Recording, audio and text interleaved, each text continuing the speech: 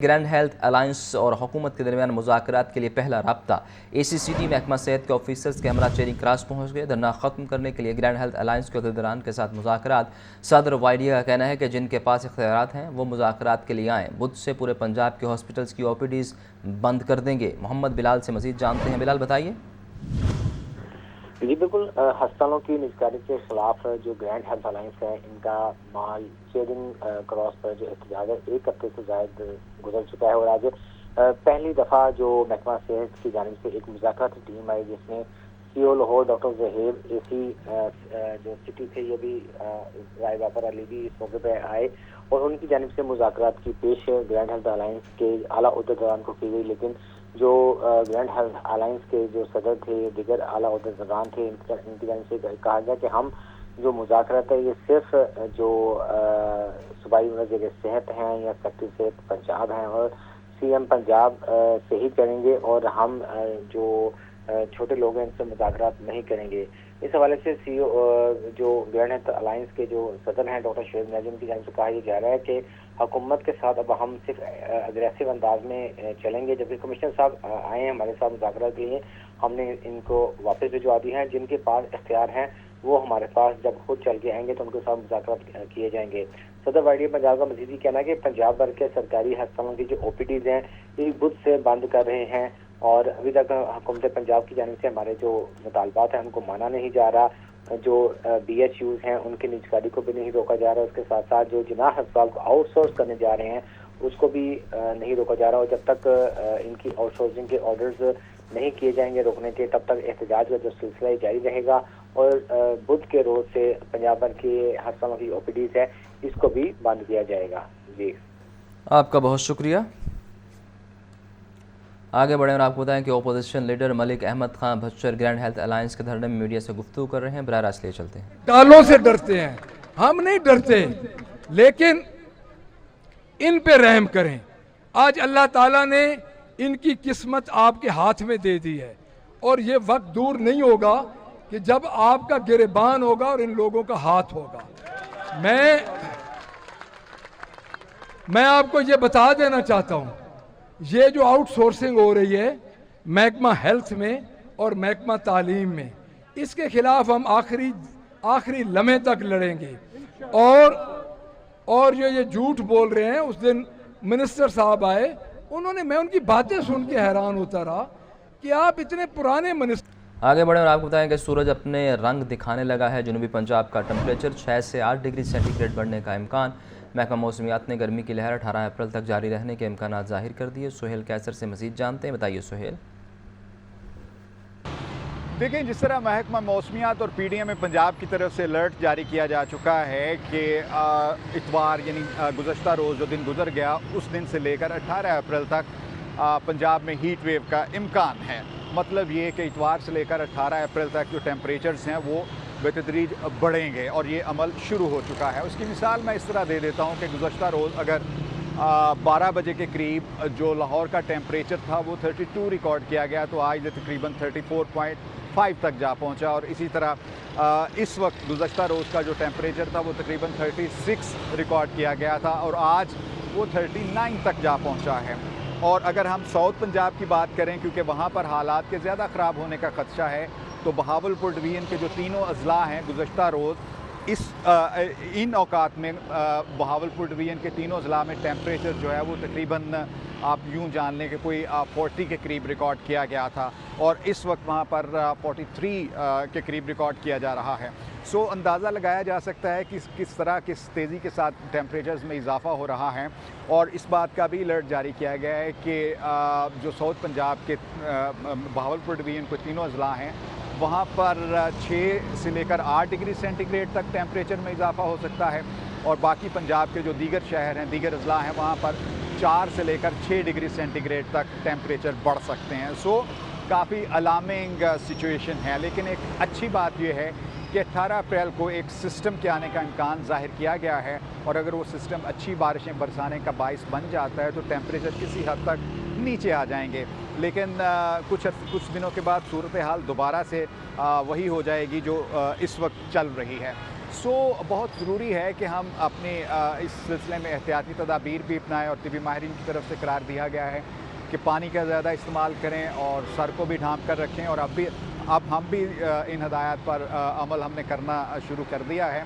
सिर्फ अब रुमाल की एक ज़रूरत है, कल से वो भी उसका इस्तेमाल भी शुरू कर दिया जाएगा। सो ये सूरत हाल है जी इस वक्त लाहौर और पंजाब के जो जनूबी अजला हैं वहाँ पर मौसम की। जी आपका शुक्रिया सोहेल। गर्मी की शिद्दत में इजाफा, ठंडे मशरूबात की दुकानों पर रश लग गया। शहरी इलायची, बादाम और संदल के शरबत पीकर प्यास बुझाने में मसरूफ़। सामिया सईद से मज़ीद जानते हैं, बताइए सामिया।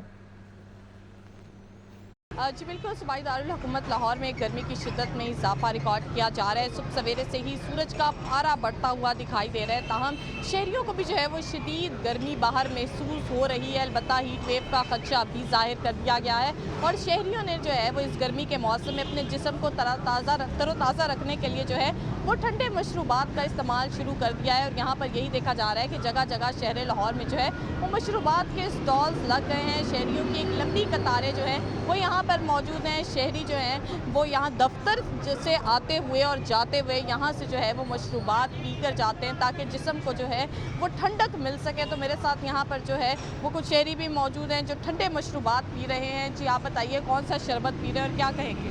बादाम का शरबत पी रहे हैं, बादाम का। अभी दफ्तर से आए थे, किसी काम से गए हुए थे, तो वापसी पे बहुत प्यास लगी है, गर्मी भी काफ़ी हो गई है, जिसकी वजह से मैंने कहा एक बार ठंडा शरबत पी ताकि कोई ताकत आए और गर्मी ख़त्म हो। बिल्कुल, यहाँ पर जो हैं वो शहरी ठंडे मशरूबात का इस्तेमाल कर रहे हैं। आप देख सकते हैं कि यहाँ पर लाइनें जो हैं वो लगी हुई हैं। बाहर जो है वो शहर लाहौर में गर्मी की शिद्दत बढ़ती हुई दिखाई दे रही है। अलबत्ता रवायती मशरूबात जो हैं जिसमें संदल, बादाम, इलायची के जो शरबत है वो यहाँ पर फ़रोख्त किए जा रहे हैं। तो यहाँ पर शहरी जो हैं वो अपनी प्यास बुझाने के लिए अब ठंडे मशरूबात का इस्तेमाल कर रहे हैं। जिस तरह सर्दियों में जो है वो जैकेट जर्सियों की मांग में इजाफा हो जाता है, इसी तरह गर्मियों में जो है वो ठंडे मशरूबात की मांग में इजाफा हो जाता है। जी आपका शुक्रिया सामिया। पाकिस्तान सोलर पैनल्स दरामद करने वाला एशिया का सबसे बड़ा मुल्क बन गया। बिजली की कीमतों ने हर तबके को सोलर सिस्टम की तनसीब की तरफ राग़िब किया। सौदर ट्रेडर एसोसिएशन नासिर महमूद के मुताबिक सोलर की डिमांड बढ़ने से दरामदात भी बढ़ी। बिजली के दाम लोगों की क़ुव्वत ख़रीद में न होने से सोलर पैनल की फ़रोख्त बढ़ी है। अब्दुल कादिर से मज़ीद जानते हैं, बताइए अब्दुल कादिर। जी बिल्कुल, पाकिस्तान सोलर पैनल इंपोर्ट करने वाला आलमी फहरिस्त में पहले नंबर पर आ चुका है। 2024 की रिपोर्ट्स के मुताबिक, इंटरनेशनल रिपोर्ट्स के मुताबिक पाकिस्तान में सोलर पैनल जो इंपोर्ट किए गए वो 17 गीगावाट तक किए गए और इसकी बड़ी वजह यही बताई जा रही है कि बिजली के जो हाई टैरिफ थे उसकी वजह से लोग जो हैं वो सोलर सिस्टम्स की तरफ गए। इस वक्त मार्केट की क्या सूरत हाल है और क्या 2025 में भी पाकिस्तान जो है वो जो सोलर पैनल इंपोर्ट करेगा वो इसी तादाद में करेगा, इतनी बड़ी तादाद में ही करेगा? हमारे साथ इस वक्त लाहौर सोलर ट्रेडर एसोसिएशन के सदर नासिर महमूद हमारे साथ मौजूद हैं। इन्हीं से बात करते हैं। नासिर साहब, ये बताएगा कि 2024 में तो तमाम रिकॉर्ड टूट गए, पाकिस्तान ने सबसे ज़्यादा सोलर पैनल जो हैं वो इंपोर्ट किए। अब मार्केट की क्या सूरत हाल है और इस साल जो है वो इसी तरह इंपोर्ट जारी रहेगी? सर इस साल अभी स्टार्ट है, अभी मार्केट का ट्रेड का स्टार्ट है, तो अभी हमें कुछ कह नहीं सकते कि ट्रेड किस लेवल पे होगी। लेकिन अगर पिछले साल के अदाद शुमार को देखा जाए तो अल्हम्दुलिल्लाह ग्रीन एनर्जी की तरफ पाकिस्तान ने दुनिया का one of the top most buying country बना। उसकी सबसे बड़ी वजह टैरिफ के अंदर जो है ना एक हाई राइज था।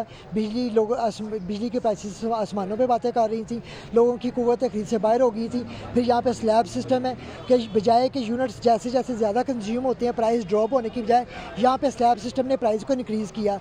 आम आदमी से लेकर जो अच्छे लोग, स्टेबल लोग थे, वो भी इतने परेशान हुए कि लोग सोलर एनर्जी की तरफ आए। जब डिमांड एंड सप्लाई की बात करेंगे, इतनी ज़्यादा डिमांड हुई कि उसी हिसाब से लोगों ने इंपोर्ट किए। तो इस इंपोर्ट के अदाद शुमार की वजह से ही पाकिस्तान जो है ना वो टॉप रेटेड कंट्रीज़ में आया।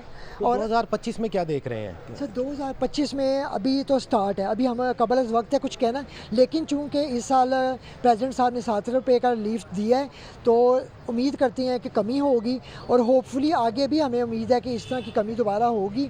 और यहाँ एक्सपेक्टेड हैं, स्पेकुलेशंस हैं, लोग कह रहे हैं, इंदिया आ रही हैं कि प्राइसेस ड्रॉप होंगी। अगर प्राइसेस ड्रॉप होती हैं तो होपफुली इंपोर्ट में भी कमी होगी, क्योंकि ये इंपोर्ट के अंदर जो एकदम तेज़ी आई थी वो इसी वजह से आई थी कि प्राइसेस बहुत ज़्यादा थी।